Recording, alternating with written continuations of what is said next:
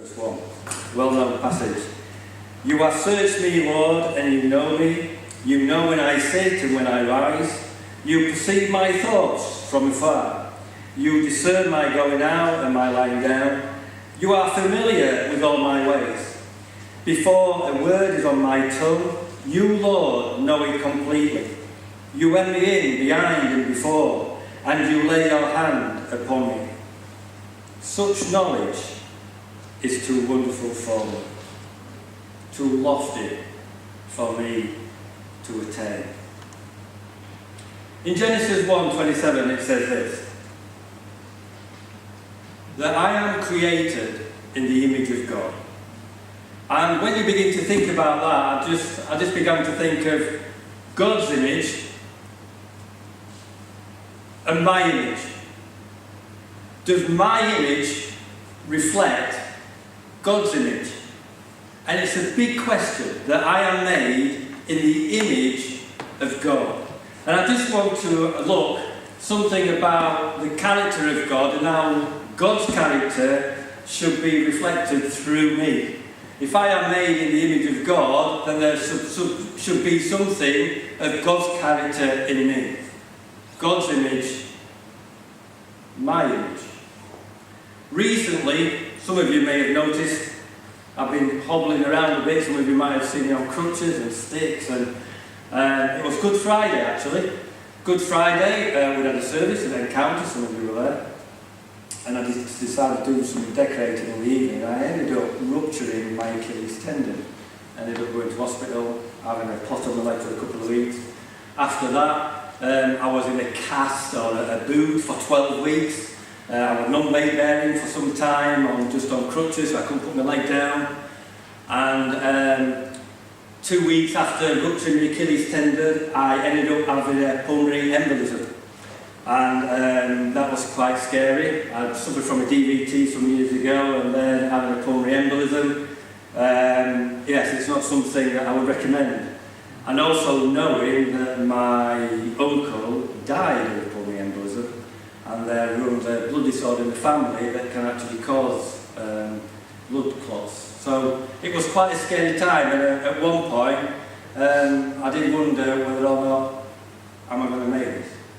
It was that serious, to the point of when I went into hospital, actually I went to check on the boot. I remember the cast off and I put my boot on, and I felt dreadful that morning, and I walked in and the nurse said, "You look dreadful, are you okay?" I went, "No, not really, it's just you need to lie down there."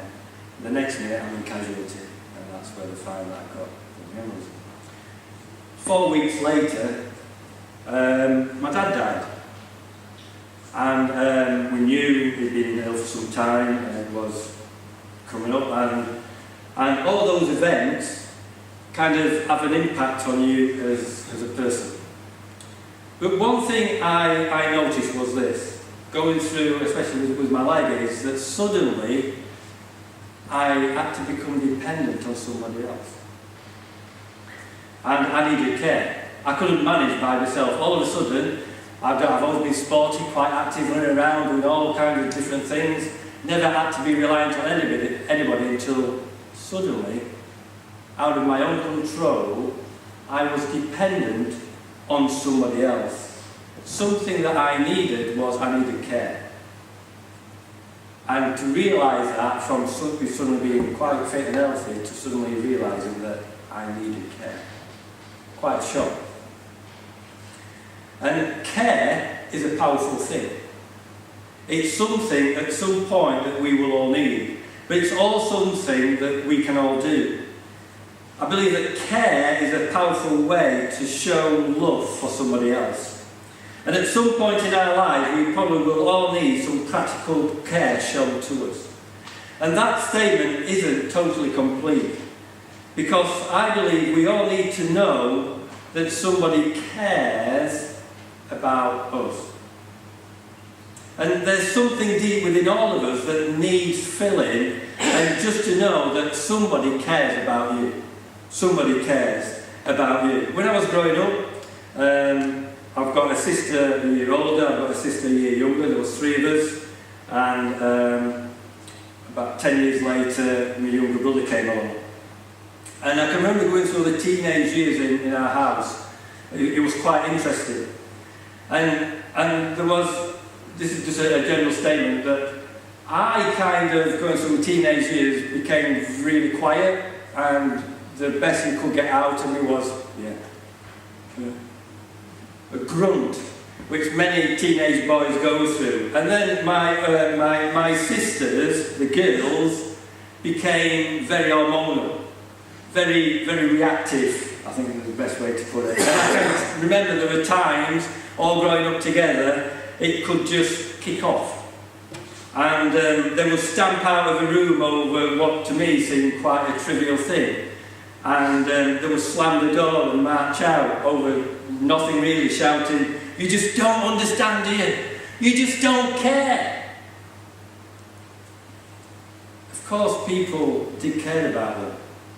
But at that moment, it felt to them that nobody really cared.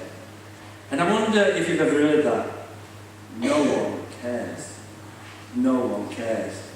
And there could be many reasons why the girls came to that conclusion, but they were certainly cared for in a loving family Christian home. But to have that feeling that nobody cares about you, I want to say that it can be a real lonely place. A place of isolation and almost a place of abandonment. And there is something deep within us, I believe, that we can feel this way because we are made in the image of God. There is a need for all of us to know that somebody cares about you. And God's character is love. And in his expression of love can be shown because God cares about you. If you're feeling abandoned this morning, I want to say that God has a deep love and he cares for you.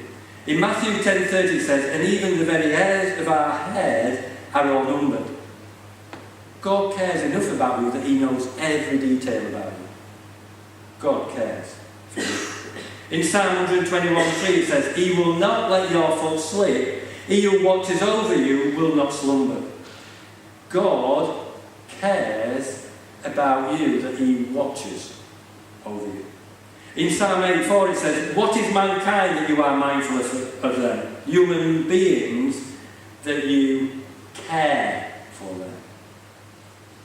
1 Peter 5:7, well-known verses, "Cast all your anxiety on him because he cares for you." God cares for you.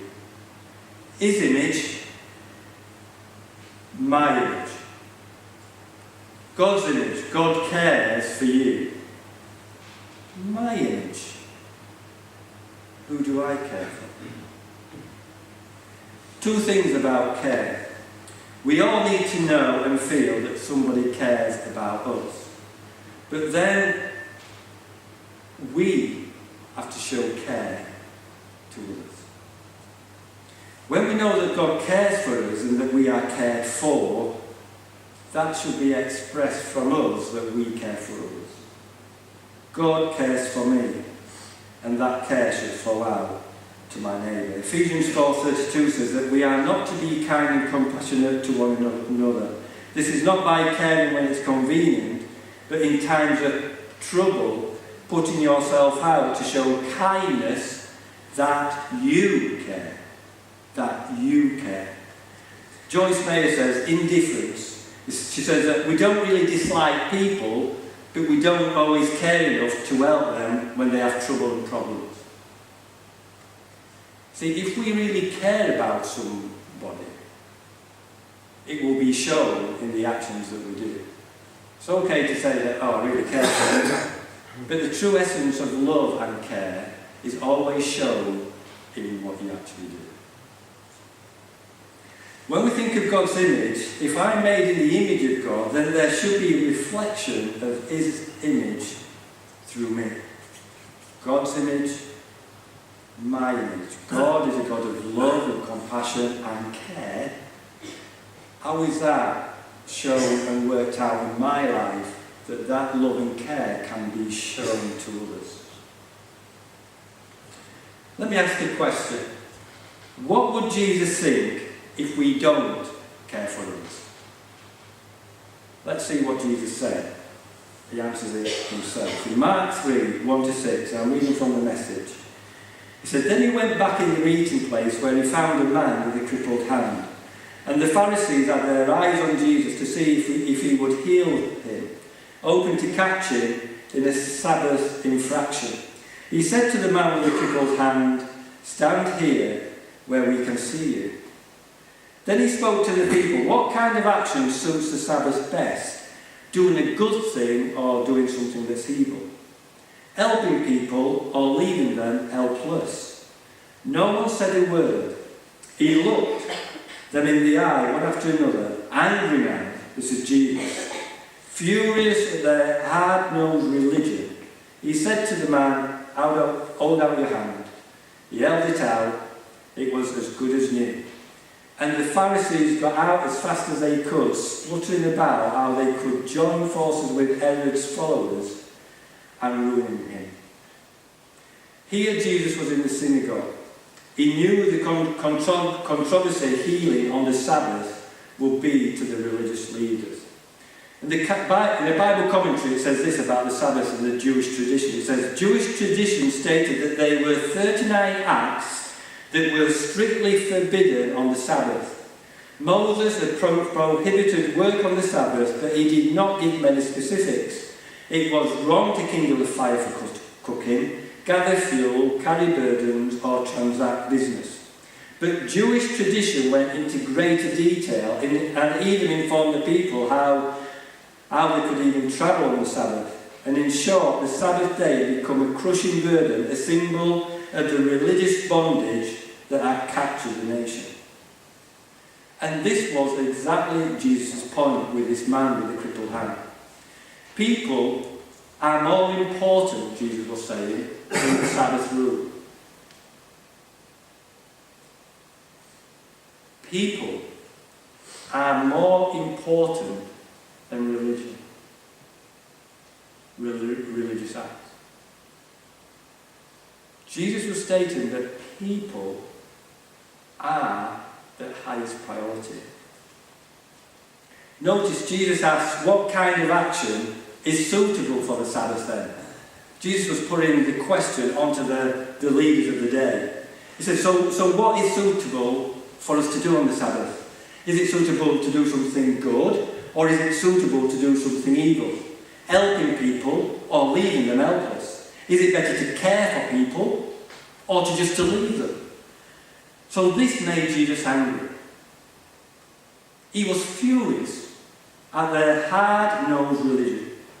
The Life Application Bible says this in its commentary. It says, Jesus was angry at the Pharisees' uncaring attitudes. Anger itself is not wrong. It depends on what makes us angry and what we do with the anger. Jesus expressed his anger by correcting a problem by healing the man's hand. It goes on to say that use your anger to find constructive solutions rather than tearing people down. I like that. You see, we often miss the fact that Jesus got angry. We kind of see Jesus as this figure of gentle Jesus, meek and mild. But Jesus got angry.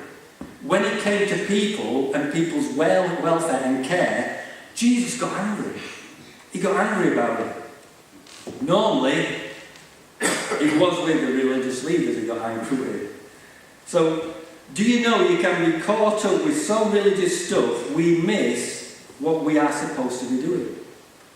So in the middle of this situation was a man in need who could have easily been overlooked, yet Jesus heals him. Normally when Jesus heals somebody, I want to say that when you study the Gospels, when Jesus heals somebody, it normally says, and Jesus had compassion on them.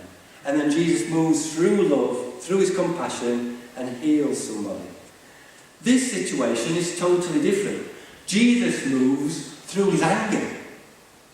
He moves through his anger to prove the point to the religious leaders and saying, look, you're missing the whole point here, guys. You're so caught up with all your religious stuff, you're missing and you're not seeing the person in need, who needs care.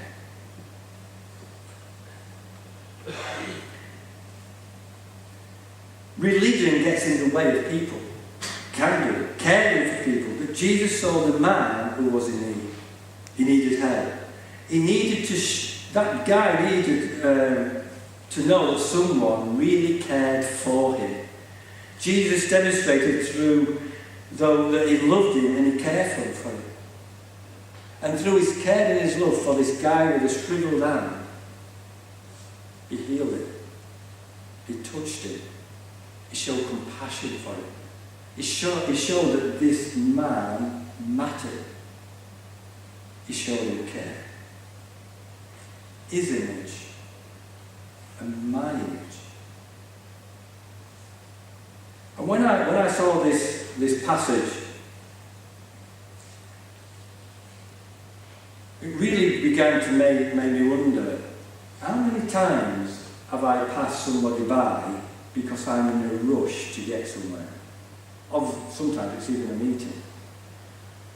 And I thought, how does that relate to what I've just read here?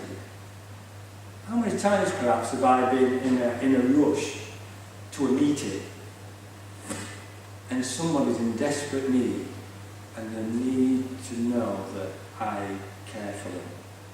But actually, God wants to use me to show them that actually God cares for them. And it really challenged me. It really challenged me. I just want to finish with this. I want to finish through Jesus' words rather than my own. When you come to the end of the sermon, you always end up with a conclusion to wrap up what you want to say. And when I was preparing this, I thought, how do I wrap this up? So I want to wrap it up in Jesus' words. And you'll all know the story. But this sums up what Jesus was trying to say. This is Jesus speaking. A man was going down from Jerusalem to Jericho when he was attacked by robbers. They stripped him of his clothes, beat him, and went away, leaving him after.